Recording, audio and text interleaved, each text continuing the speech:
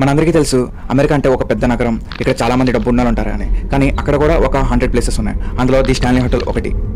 ఇది చాలా mysterious hotel. Stanley hotel 1909లో కట్టించారు. ఈ హోటల్ లగ్జరియస్కి చాలా ఫేమస్. కానీ హాంటింగ్ స్టోరీస్ వల్ల ఇంకా ఫేమస్ అయింది. స్టీఫెన్ కింగ్ అనే అతను ది షైనింగ్ అనే నోవెల్ని ఈ హోటల్ నుండి ఇన్స్పిరేషన్గా తీసుకుని రాశాడు. స్టీఫెన్ కింగ్ హోటల్లో ఒక నైట్ స్టే చేశాడు.